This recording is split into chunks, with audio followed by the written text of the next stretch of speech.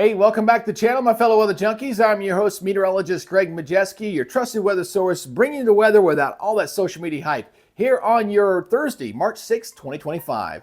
Let's go ahead and talk about what we're tracking here for this edition, as we're going to be watching a parade of storms here over the next couple of weeks across the country. And one in particular, we can be looking at a sequel to the big storm system we just had. Another monster storm could be brewing. We'll show you the timeline on that one here in a second.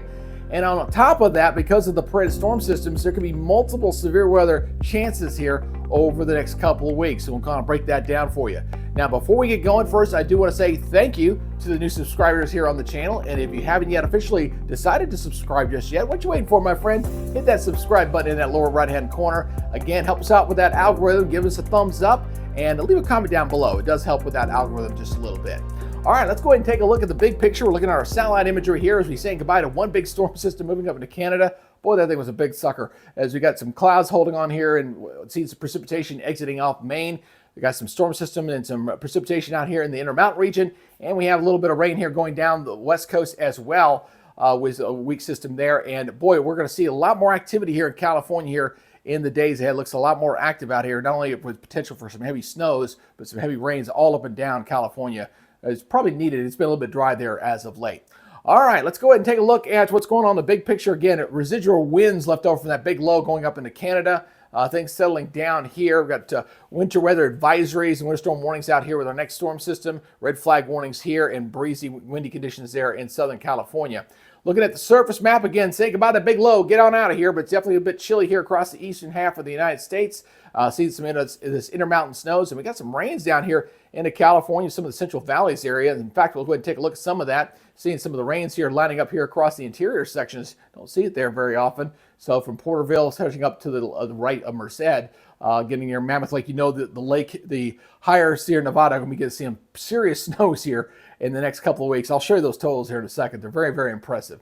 All right, let's go take a look from the latest from the Storms Prediction Center. All right, now, at least as far as the short term is concerned, we're not looking at any active weather over the next 3 days, but we do have a couple areas of thunderstorms that we can track. So let's go ahead and take a look at that here first. As you can see, the day one outlook here for today, showing a chance of rumbles of thunder here across areas of Utah, back over toward California, Arizona, parts of Colorado. That's what we're tracking here for your day one outlook.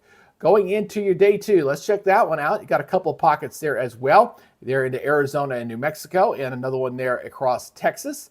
And the day three, that'll take us into this upcoming weekend, going into your Saturday. Well, not seeing anything there for your day three. So things will begin to settle on down here a little bit. But again, don't let your guard down, folks. I'm telling you, going into next week, things could get a little interesting, and I'll show you that in the long range here in a second. Now, we do have a couple of areas of some heavy rains to watch. Obviously, here we're watching this rains down here in Southern California here for today for your day one outlook for the excessive rainfall. And we'll go ahead and check out the next couple of days here. Day two looking like this. Not bad for day two, but day three, we get a little bit here along the Gulf Coast here, looking from the Florida, basically the Florida Panhandle, maybe over toward Mobile there on your day three going into this upcoming Saturday.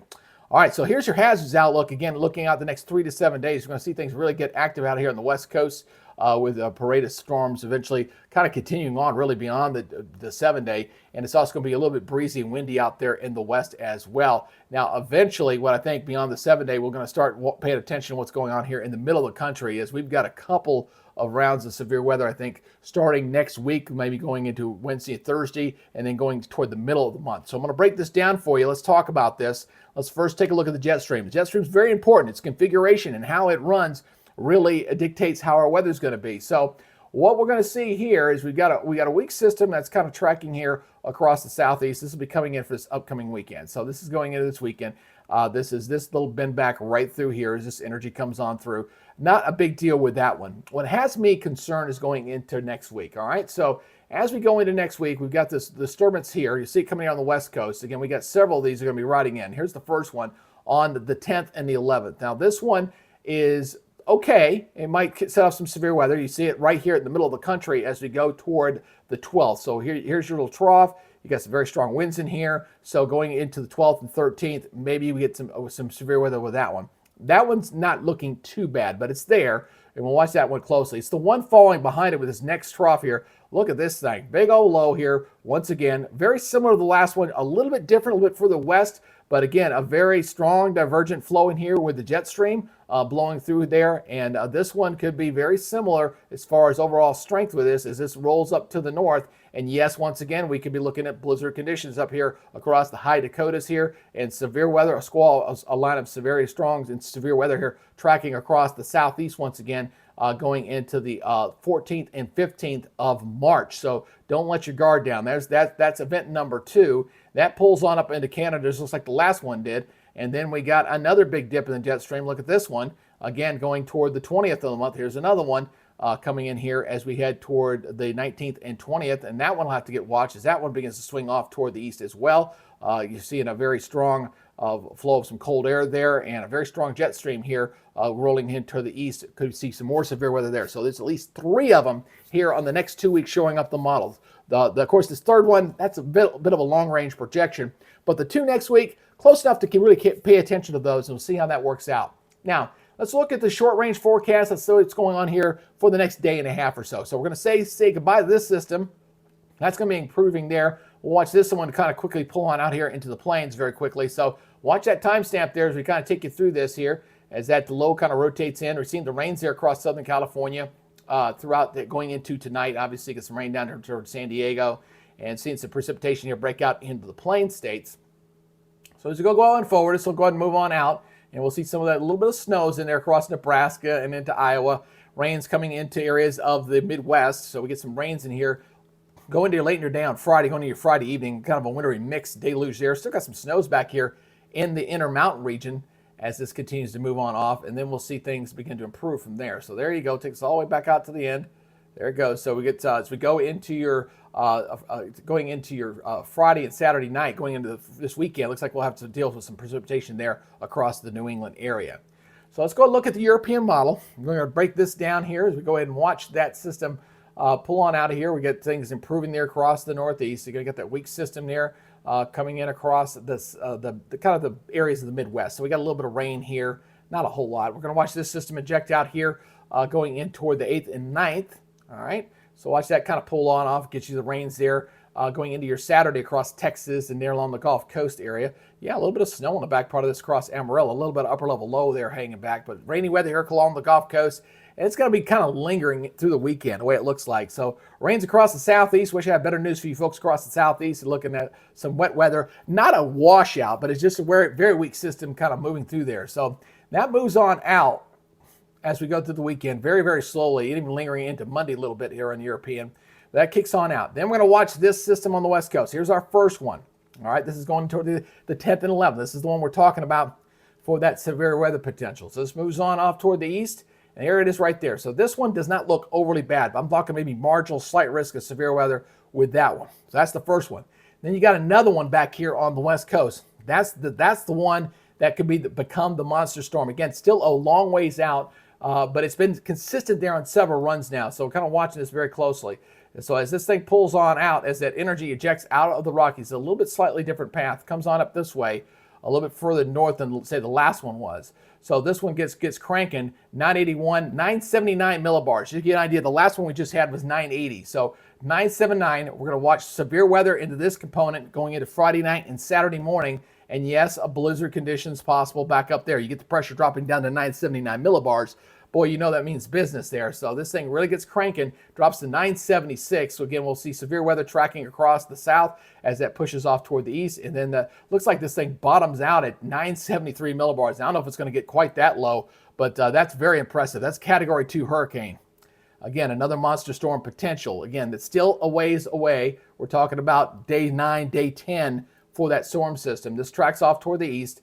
Then we'll see just some cold air across the areas of New England, kind of moving in there. Then we got another storm system coming out here on the West Coast that we're going to watch on the 18th. That's that big trough that digs out here in the middle of the country. This kind of kicks on out, and we'll see that stormy weather here again here on the 20th. So again, another round of severe weather. I cannot rule out that going in toward the 20th of the month. So right now, tracking 3 potential severe weather events, and one in particular potentially could be a major storm. So please keep it tuned right here, and it'll keep you updated as we get closer to it. So let's go ahead and talk about precipitation short term. All right, let's go out 72 hours, next 3 days. So obviously we got some rain out here in California. We're going to have some snows out here in the Intermountain region as well. Got some rains up here into New England. A little bit of rain here across the southeast with that weak system tracking on through. Let's go take this on out to 10 day. I like to go out to about 10 day there. Obviously, going to get a little more activity here across the southeast. Look at all the rain here really starting to pile up here on the west coast. In fact, look what happens here when I take it all the way out to the Evans Run. We're really pegging the needle here from Washington State, Oregon, Northern California, and even getting Southern California. Get a lot of rains here. So a very, very active weather pattern here across the country as we go toward the next 2 weeks.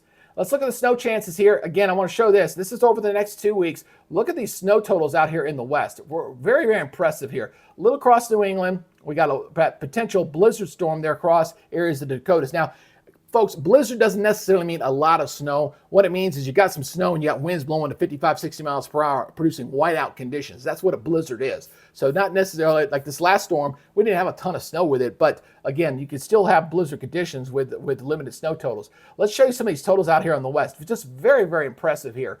You're looking at feet of snow, 63 inches, 36 inches out here, 43 inches, 89 inches. Just quite a bit of snow up and down in here. And even some of the interior sections. We're talking areas over Wyoming and heading into Utah, Nevada, Idaho. A lot of very impressive snow totals in here over the next 2 weeks as the pattern becomes a lot more aggressive, a lot more progressive, I should say, there across the western portion of the United States. So let's go ahead and talk about the temperature flow. We're going to have a lot of crazy temperatures here. What's going to happen here because of the parade of systems, it's going to stay predominantly cooler out in the west. They'll eject off toward the east, so it'll stay warmer in the east, and then you get like a day or two cool off, and then it warms right back up again. So it's going to be in flux constantly over here the next 2 weeks. So your body's going to really go crazy. Again, March is that transition month, and boy, is it going to be living up to it. So as we go in through this upcoming week, again, you got one little cool down here across the south, obviously with that rain chances, that weak system. That's what's going to be bringing in this rainy weather here, cooler weather across the southeast, milder here across the high plains. And then we're going to watch the battlegrounds start to take place as we go into next week. So as we go in toward the 12th and 13th, we're going to watch that, again, that initial battle line kind of drawn in here as that first system kind of pulls on out here as we go into next week. So it starts to pull on out going into the 14th and 15th. You really can't see it very well, but there's the front right here. You see the colder temperatures out here. Again, we'll just keep ejecting these systems out. So we're not getting any real sharp dividing lines like a cold Arctic air mass. It's just kind of pushing off toward the east there. You see that warm air being pushed, injected off toward the east as we head toward the 15th. It moves on out. We get a little brief cool down there across the eastern third, and then it warms right back up again. But it looks like we're staying predominantly cooler out here in the west with these intrusions beating down the warm air briefly there in the east and then warming right back up. So it's just a series of these things that are going to happen. There's the next one ejecting on out as we head toward the 20th and 21st. So again, your body's going to be in flux. This is going to change a little bit from day to day too, because the timing will always adjust a little bit. But just get ready as we're going to be seeing a very active weather pattern here over the next 2 weeks. So let's look at what the Climate Prediction Center here is showing for us here, looking at our 6 to 10 day. And this is lining up pretty well with what we're seeing. So again, colder here in the west, warmer for the most part here in the east, outside of some brief cool downs. Average wise, over this period from the 11th to the 15th, above normal. That continues here from the 13th to the 19th, again showing that below normal here in the west, and we were seeing that there on the temperature anomaly map, but still staying relatively milder here in the east. And again, except for these brief intrusions with these storm systems that knock the temperature down for maybe a day or so and then warming right back up. So the pattern's very active, especially out here in the west. We're going to see some very heavy snow and rainfall amounts out here on the west coast, especially the interior sections, Wyoming, Montana, the Four Corners. That area's got a lot of snow. And again, active here in the east, and that continues for the most part right through the 13th to the 19th. A little bit below here across Texas, I guess, here going out from the 13th to the 19th, but above normal here in the east, above normal here in the west, and just a very, very active weather pattern. So what I've got to tell you folks is, again, multiple severe weather chances appear to be in the cards here, the way the evolution of the storm pattern is evolving. On top of that, the other issue that we got to deal with here is that there's some stratospheric warming going up in the Arctic right now. Looks like the polar vortex is going to break down completely. It had retreated back up into Canada and been staying there for a little bit of while, but it looks like that's going to be spilling on down once again, and that could cause havoc on the model output. Okay, so what happened back in December when we had that stratospheric warming, it took about a week or so for it to spill over into the models and see how it's going to go. So I expect model flux to be quite high here for this month because of the stratospheric warming taking place up into the Arctic regions and the injection of the polar vortex. What that means is we got a better opportunity for clashes of the air masses and disruption of the overall jet flow. Right now it's looking pretty active over the next couple weeks, but again, just stay tuned for changes on that.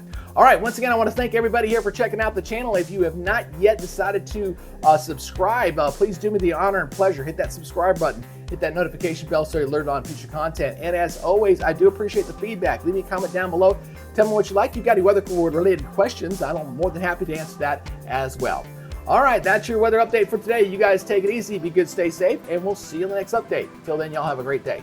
Bye-bye.